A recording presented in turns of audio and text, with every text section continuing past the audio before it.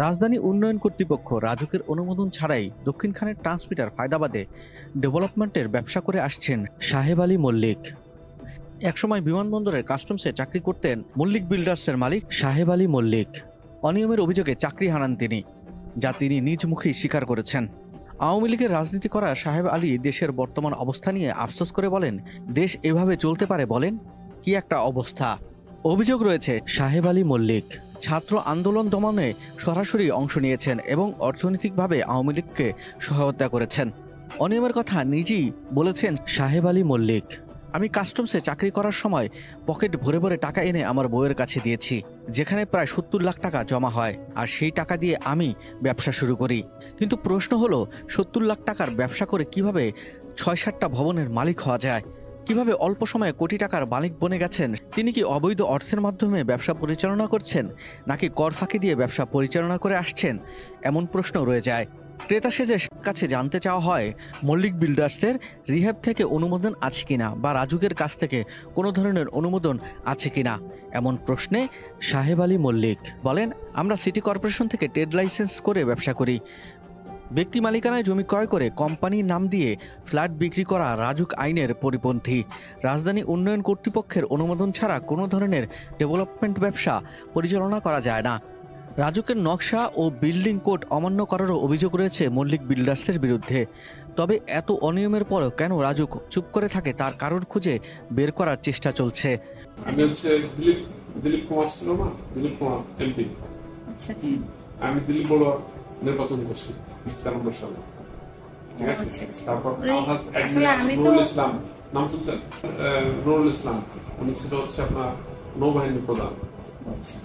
আলহাজ admiral Nurul Islam, ওনার election করা হবে, ঠিক আছে। আপনি যে ওই যে মানে কোন দল সমর্থন করতেন? তো এইভাবে দেশ চলতে পারে, এটা সম্ভব। কি বল, যাচাই করে দেখবেন আমার প্রত্যেকটা মানে বিল্ডিং থেকে আমি একটা দুটো শেয়ার আমি রাখি শেষ পর্যন্ত, ঠিক আছে। আমি এটা রাখি কারণ এটাই আমার বিজনেস।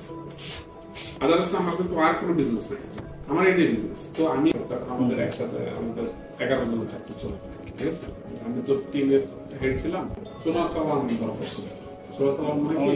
এক এসপির বউ, এক এসপির বউ আসতেছে, ঠিক আছে, ঠিক আছে। তো উনি তো অবৈধভাবে আছে, ওটা আবার আমার লোক আটকেছে, আমার টিম ওটা আটকেছে। তো ওনার সাথে আবার একটা কন্ট্যাক্ট করছিল আমার টিম, ঠিক আছে, যে আমাদেরকে তাহলে আপনি 10 কোটি টাকা দেবেন, ঠিক আছে। তো উনিও বলছে ঠিক আছে, আমি উনি সুন্দর ওনার হাজবেন্ড আবার এসপি, ঠিক আছে। এসপির সাথে দেখাইছে, হ্যাঁ, আমাদের সব আসছে মাল ছাড়া দেওয়ার জন্য 10 কোটি টাকা দিবে, সাথে মাথা একদম সবাইকে ধরছে, ঠিক আছে। আমি এই ঘটনা, ঠিক আছে। 10 পরে থেকে আস্তে আস্তে এই ব্যবসা শুরু। আমার বললো তুই এক কাজ কর, তুই ব্যাগ কেটে রিজাইন দে, কারণ আমরা তো মাস্ট জেল করবো, ঠিক আছে। ওরা কিন্তু এখনো জেলে আছে, বাকি 11 জন কিন্তু এখনো জেলে আছে। এসপি বউ না, বলেন না, এসপি তো বিশাল আমরা আসলে বিজনেস করি, সাইনবোর্ডগুলো নাই এখন আর, ছোটবেলা করছে আপনি, ওইটা মনে মনে আছে, বাট না। আমি এর আগে অনেক ব্যবসা করছি, অনেক ব্যবসা করে অনেক ধরা করা খাইছি। তারপর আমি প্রথম গার্মেন্টস করছিলাম, মানে কাস্টমার থেকে বের হয়ে এসে তো মাথা নষ্ট, কি করবো, টাকা ইনকাম করতে পারতাম, তাই না। তখন একটা গার্মেন্টস করলাম। আমি কি করলাম, গার্মেন্টস করলাম। মানুষের বুদ্ধি দিল যে দোস্ত গার্মেন্টস করা, গার্মেন্টস এসে অনেক ব্যবসা তো করলাম, করে বেশ ভালোই লাগছিল, ভালোই চলছিল। কিন্তু কেন জানি একটা প্রবলেমের কারণে, মানে আমি যাকে ম্যানেজার হিসেবে রাখছিলাম, ঠিক আছে, যে ছেলেটাকে দেখেন, মানুষ কত অকৃতজ্ঞ হলেই কাজ করে। তো আমি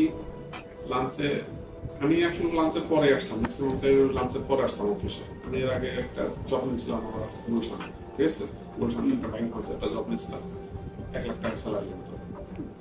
তো আমি ওখানে ধরুন 4টার মতো ডিউটি করতাম, 4টার পরে এসে আমি গার্মেন্টসে বসতাম। আমি এসে দেখি যে ম্যানেজার হিসেবে মিসি, হ্যাঁ, মাল আউট করছে না, মানে একটা খারাপ কাজ লিপ্ত ছিল আমার টেবিলে। চিন্তা করে কত বড় জঘন্য খারাপ, ঠিক আছে। তো আমি এটা দেখে আমি দরজাটা যখন খুলছি, দরজাটা খুলে দেখে অবস্থা, তারপর আমি দরজাটা লক করে বাইরে যাই, এই ফ্লোর ম্যানেজার যারা ছিল তাদেরকে ডাকলাম, ডাইকে আমি বললাম যে তোমরা কাজ করো, তোমাদের বেতন আমি এই রানিং মাস দিয়ে দিচ্ছি, হ্যাঁ, এবং গত মাসে যে তোমরা ডিউটি করছো, ঠিক আছে, এই ডিউটির টাকা আমি দিয়ে দেবো, কিন্তু আমি কালকে থেকে আমার এটা বন্ধ রাখবো, কালকে থেকে আমি আর একটা শিফট চালাবো। স্যার আমার তো অনেক লস হবে। আমি তো কোনো সমস্যা নেই, যেখানে আমার সম্মান নাই সেই ব্যবসাটা আমি করবো না।